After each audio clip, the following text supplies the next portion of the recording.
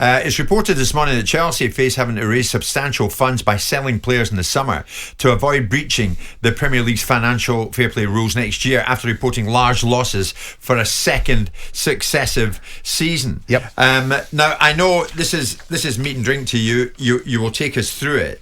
But basically, the bottom line is this. We know that the club reported a loss of 121 million for last season, which they put down to government sanctions imposed on the former owner, Roman Abramovich. Permitted losses, what are they?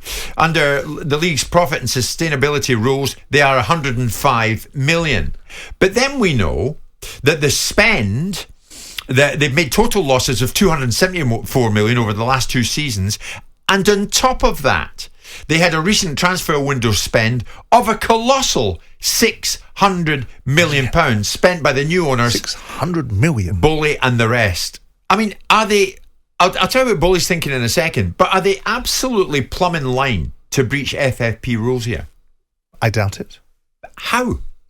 Because it was always in my mind, and we spoke about this at great length, that there was going to be a group of players that were sitting on their books that had no carrying value that were probably likely to be sold, whether that was Mason Mount, whether that's Conor Gallagher, whether it's Ruben Loftus-Cheek. All of those have no carrying value. They're not valued on Chelsea's balance sheet at anything. So hang on a minute. So, you do see something of a fire sale then in the summer? Well, I don't think it's a fire sale. I think they've got an embarrassment of riches, and I think there's time to change things up. Like a fire sale? Well, no, a fire sale means you're selling it at a discount. They won't be selling it at a discount. They'll be selling it at top money. So a fire sale suggests that they're in a situation where they'll be giving it away to people because they've got a real problem. And if they don't do that, they're in breach? Well, I think they'll have challenges, yeah, but I think it was always priced in that they were going to sell players. Every club sells players, so there's no reason why they shouldn't be selling players. They've sold players before. They've done it very, very successfully in previous incarnations, even under Roman Abramovich. They've made profits out of selling young players. In fact, 2 years ago, they sold players to fund the Romelu Lukaku transfer. So it's not something Chelsea don't do. So here's the thing.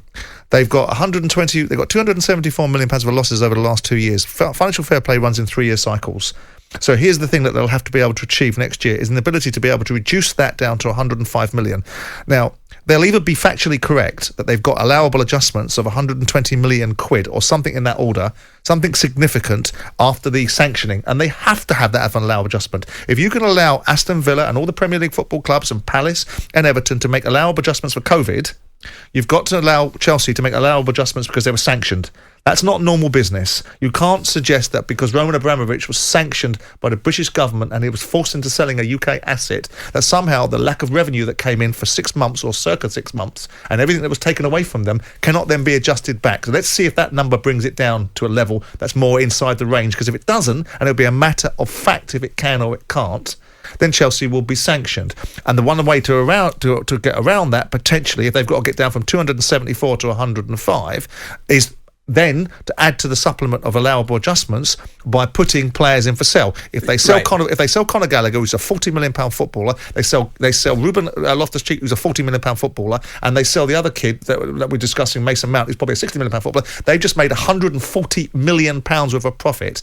And by the way, they've spent £600 million, which they've capitalised over 8 years on each player, so it's depreciating at 75 million quid. There's your answer. You tell me it's good business? I'm saying it's practical, pragmatic business. But you're sacrificing some of your academy stars who many Chelsea fans would want to watch on a Saturday at 3. Too bad. That's not how it works in the real world. People don't want young players, they want top players. And if these young players, Ruben Loftus-Cheek has had 6 years to lay his claim at Chelsea of being a regular first-team player. He hasn't done it. Colin Gallagher's in and out and is a very good player, and we'd love to have him at Crystal Palace, but is he going to be able to move out some of these top players that have been brought in to achieve something? Debatable, right? So with all that in mind, Bowley, and whether he can achieve it or not is a different matter. But there's no reason to suggest he can't achieve it. Are you telling me there's going to be no one wanting to buy Conor Gallagher? Are you telling me no one's going to want to buy Ruben Loftus-Cheek? Are you telling me no one's going to want to buy Mason Mount? Because I can tell you if you did say that, that would be ridiculous, because we all know there would be a massive big market for all 3 of those players. So how did they get the spend of 600 million under the 105? Well, first and foremost, it's not just about what you spend, it's about what you bring in, and it's about how you capitalise these players. As I've told you before, if you buy £600 million worth of players and put them on 8-year contracts, you're taking £75 million of profit every year. And you're eroding it by 75 million because you're depreciating. You sell one player. He sells one player for 60 million quid. 90% of that depreciation is gone. Look at Chelsea's depreciation over the last 6 or 7 years. Their net depreciation is about 40 million quid after players going in and players going out. They've got £400 million a year turnover.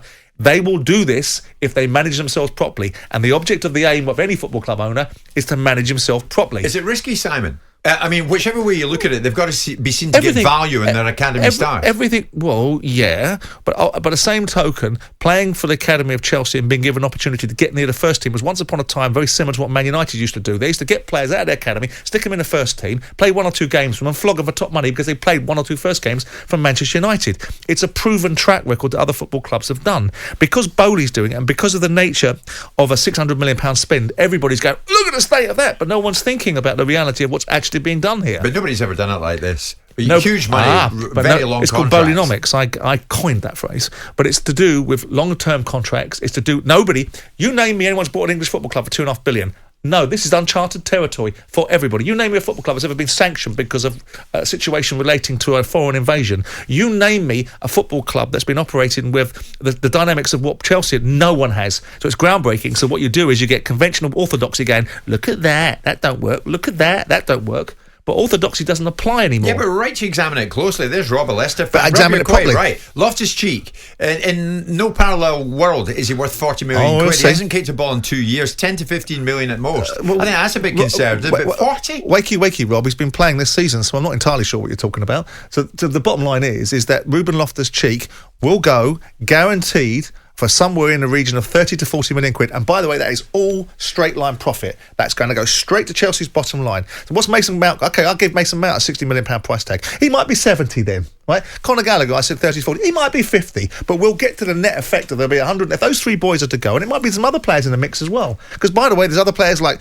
the fullback Chalabar that could be sold. They've got a variety of players. They've got a buttermount and an embarrassment of riches to be able to find a solution to their problems. But to paraphrase this, Chelsea would be in breach of FFP if they can't. Of course. Sell some of these academy stars for the prices that they want. And so will 90% of the football clubs in this country if they don't trade properly. Yeah. If people don't sell players as part of their philosophy, if they keep on buying players, and never suddenly, they'll all breach financial fair play. Do you like his attitude, Bully's attitude? The kind of attitude that we didn't go into thinking at how we're going to get around FFP. We're confident we've lots of ways to solve whatever challenges come our way. Yeah, but people suggest that trying to get around FFP is a sport. What people do is they run their businesses according to the landscape of their business that they're in. So here's the thing. I'm going to buy players because the rule is you can depreciate players over a contract period. I'll sign players an 8-year contract. Oh, you can't do that. Why not? You said I can depreciate the players over the contract period because you can't do that because we don't like it. What? Because I can put my players on whatever bleeding contract I want to put them on. And who says I can't? Oh, well, Liverpool say you can't, and Manchester City say you can't, and Manchester United say you can't, and Arsenal say you can't, and Tottenham say you can't because they don't like the look of it. Well, but the rules are I can depreciate my players and I'll take the risk. I'm the guy that's left with the baby in the cradle that I might want to throw out with the bathwater if I get it wrong. You didn't know where you were going with that baby analogy, No, did baby you? in the bathwater, isn't it? But you know got what there I meant. eventually. Yeah. It'll be interesting to see how the Chelsea summer sale goes. We'll watch that with interest. 11 o'clock. Jim White and Simon Jordan. Monday to Friday mornings from 10 on AM, on DAB, via the talkSPORT app and on your smart speaker. talkSPORT.